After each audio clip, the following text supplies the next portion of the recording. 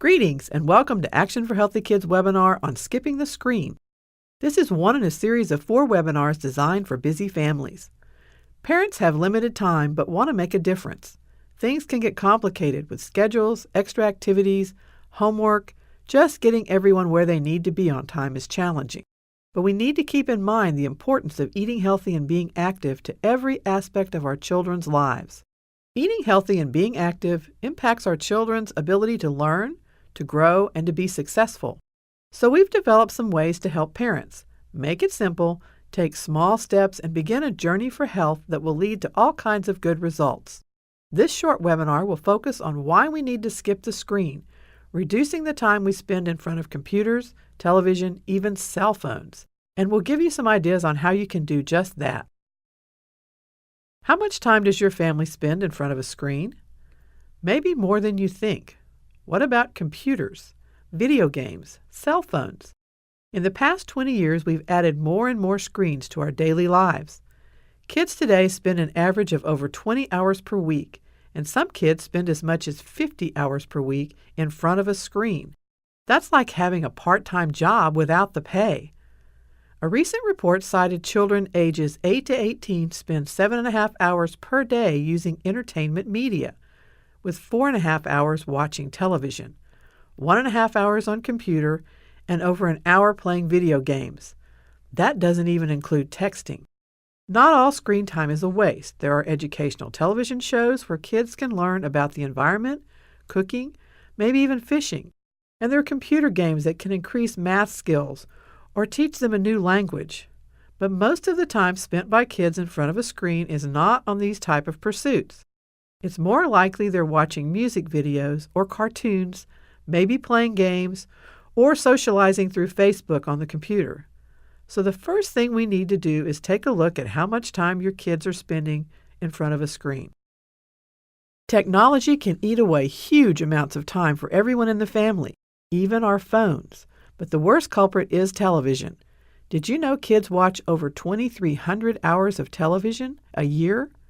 As a comparison, they're only in school 900 hours a year.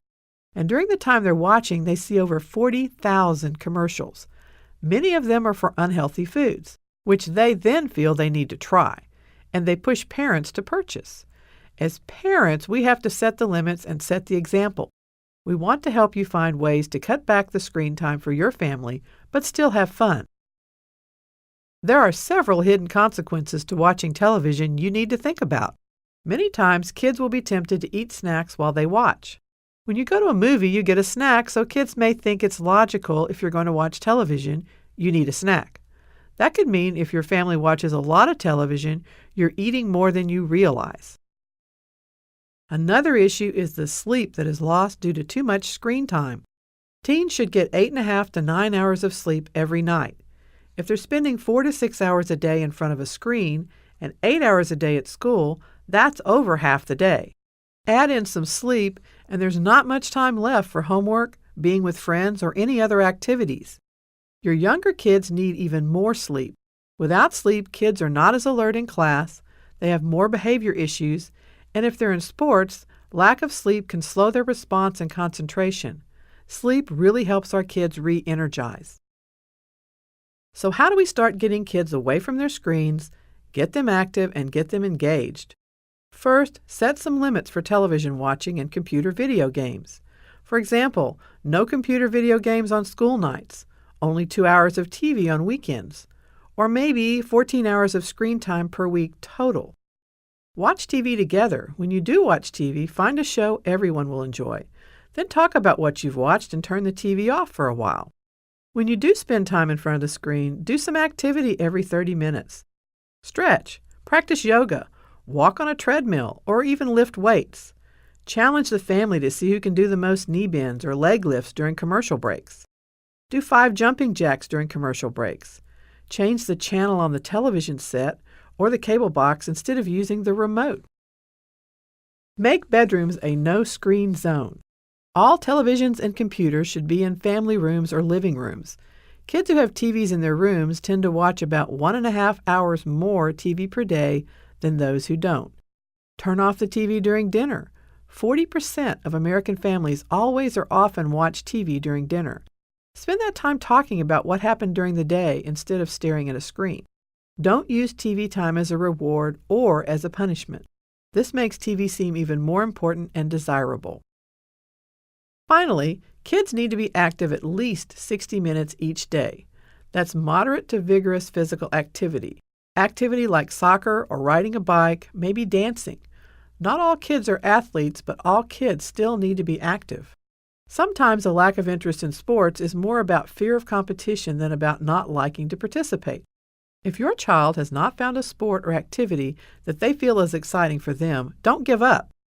If you can get them active, their energy levels improve and then their confidence boosts. Try something like frisbee golf or ultimate frisbee. Encourage them to walk a few times a week, and you can walk with them. It's a great time for sharing your thoughts about eating healthy. These are moderate to vigorous physical activities. When you're exercising, you will probably be breathing harder, sweating, and your heart rate will go up. That means you're expending energy. And remember, energy in should equal energy out. So the more active you are, the more calories you will be burning. You might even want to try making school nights screen-free nights so your kids can focus on schoolwork. If they say they don't have any homework, then let them read a newspaper or magazine for an hour. Better yet, have them throw a ball around, preferably outside, or practice some dance moves. Being active will get them focused. Find a way to distract them from screens. If you're not ready to jump to no screens, try no video games or no texting for at least 2 hours after the kids get home. There are other ways of getting your kids away from their screens. Volunteer at the food bank, animal shelter, or other charity that you and your kids feel are important once a month. Not only are they away from the screen, they are also learning responsibility, caring for others, and giving back to the community. You know what is important to your kids, so share some reasons for skipping the screen that fits their profile. For instance, a lot of teens are all about appearances, so let them know that being active and getting enough sleep has a definite impact on how they look and feel. They don't want bags under their eyes. Also, how well they can focus in school. Middle schoolers may not want their parents around as much, but they're still watching what you do and learning more from what they see than what they hear. So be a good role model.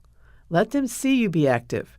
Pay attention to how often you are texting, reading emails, or on the computer. Make a point of letting them know you're cutting back on your screen time because you know it's better for you. You may think they're not paying attention, but kids are more likely to do what we do, not what we say, and they will make changes if you do. What else can you do? It would be great to check in with your school and make sure your kids are getting the required physical activity time while they're there. Since children spend half their young lives in school, it's important that part of their 60 minutes per day of being active occurs at school. Being active at school will help your kids have more energy, and that will carry into the hours after school as well. Research has shown that fit kids score higher on tests, and teachers have reported better classroom behaviors and fewer discipline issues when kids have a chance to be active. If you find your school does not have good physical activity policies, you might volunteer to lead a parent group, maybe chair a PTA Healthy Lifestyle Committee, and share information with teachers and staff on the importance of being active. Give them some ideas on ways to put activity into the day. It's important to walk the walk and talk the talk. You can even tell your kids, if you don't take care of your body, where will you live? Talk to your kids and make sure they realize how much time they spend in front of a screen. Ask them how much time they feel is reasonable and let them help decide when and how often they should watch TV or use computers. I hope we've given you a few new ideas on how to cut back on screen time and a few facts you can share with your kids. For more information, go to actionforhealthykids.org. We have handouts with even more ideas on skipping the screen. And check out your state team page while you're there. Thanks, and have a healthy life.